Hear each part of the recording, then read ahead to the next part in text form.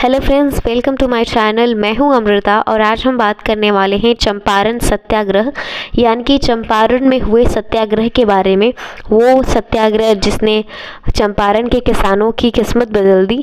सो चलिए वीडियो को शुरू करते हैं। और वीडियो को शुरू करने से पहले एक रिक्वेस्ट कि प्लीज़ हमारे चैनल को सब्सक्राइब करें और ये वीडियो अपने फ्रेंड्स के साथ भी शेयर करें। So Champaran Satyagrah of 1917 was first Satyagrah movement took place in Champaran district of Bihar. यानी कि जो चंपारण सत्याग्रह है, जिसे हम नील विद्रोह के नाम से भी जानते हैं, ये 1917 में हुआ था और ये देश का पहला सत्याग्रह आंदोलन था और ये बिहार के चंपारण जिले में हुआ था। यानी कि जो वर्ड है, ये शब्द जो है चंपारण सत्याग्रह, इसमें जो चंपारण है ये एक बिहार के जिले का नाम है जहाँ पर ये आंदोलन हुआ था।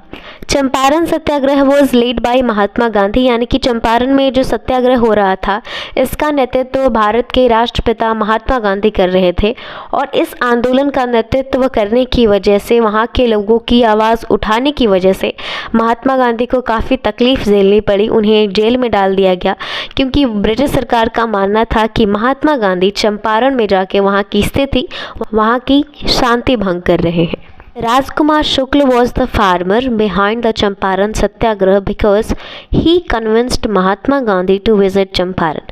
यानी कि महात्मा गांधी को चंपारण आने के लिए मनाने वाले जो व्यक्ति थे वो थे राजकुमार शुक्ल, जो कि खुद चंपारण के किसान थे, जिन्होंने महात्मा गांधी को मनाया कि वो चंपारण आए, वहाँ के हालात को देखें, वहाँ के जो किसान हैं उनकी प्रॉब्लम्स को देखें।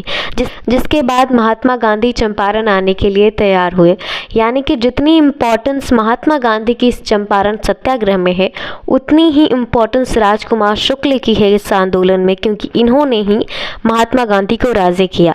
और 10 अप्रैल 1917 को महात्मा गांधी पटना पहुंचे ताकि वो चंपारण के किसानों से मिल सके। साथ ही साथ 10 अप्रैल को पटना पहुंचने के बाद ये जो चंपारण सत्याग्रह है वो फाइनली 17 अप्रैल 1917 से शुरू हुआ। Friends, now will talk about the leaders of the Champaran Satyagraha. यानी कि देश के राष्ट्रपिता महात्मा गांधी के अलावा भी कई बड़े बड़े नेता इस चंपारण सत्याग्रह में शामिल थे, जिन्होंने इस आंदोलन में एक अहम भूमिका निभाई। जिनमें थे महादेव देसाई, अनुग्रह नारायण सिन्हा, जो बाद में जाकर बिहार के पहले उप मुख्यमंत्री बने। साथ ही साथ डॉक्टर राजेंद्र प्रसाद, जो भारत के पहले राष्ट्रपति हैं, JB कृपलानी और बाबू राजकिशोर प्रसाद, जो कि एक फेमस वकील थे उस टाइम। सो ये सारे वो लीडर्स की लिस्ट है जिन्होंने चंपारण के किसानों की तकलीफ समझी और इस आंदोलन में एक अहम भूमिका निभाई। Friends, now will talk about the reason of the Champaran Satyagraha. यानी कि हमने सब कुछ समझ लिया कि ये आंदोलन कब शुरू हुआ, इसे कौन लीड कर रहा था, लेकिन आखिर ये चंपारण का सत्याग्रह हुआ क्यों था, उसके बारे में अब बात करते हैं। So farmers of the Champaran they are forced to grow indigo on 3/20 part of their land instead of other crops which were necessary for their survival. यानी कि चंपारण के जो किसान थे उन्हें मजबूर किया ईस्ट इंडिया कंपनी ने कि वो अपने ज़मीन के 3/20 हिस्से पर नील की खेती करें।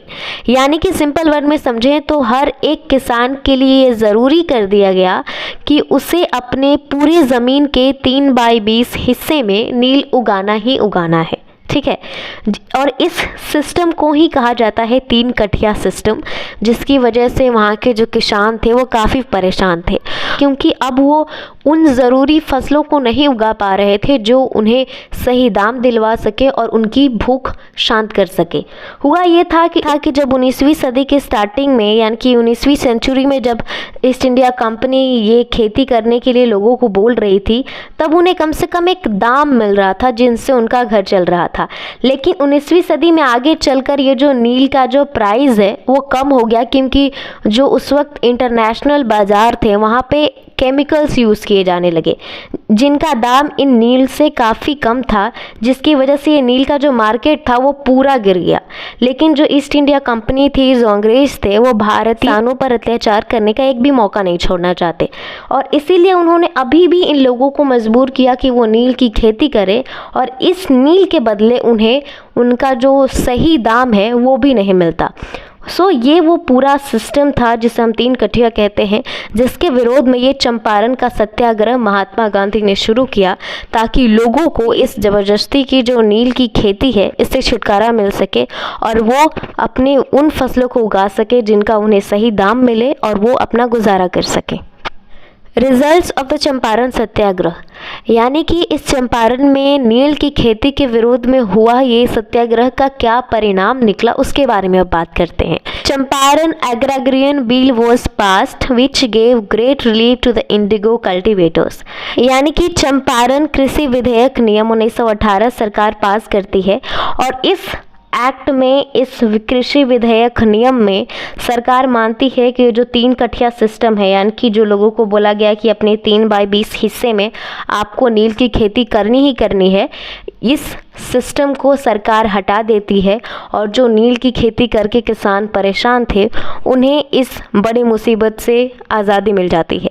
साथ ही साथ चंपारण सत्याग्रह से मिली इतनी बड़ी जीत की वजह से महात्मा गांधी की जो छवि थी, जो पर्सनालिटी थी, वो काफ़ी ज़्यादा बढ़ गई पूरे देश में और वो अपने सत्याग्रह आंदोलन के लिए काफ़ी फेमस हो गए।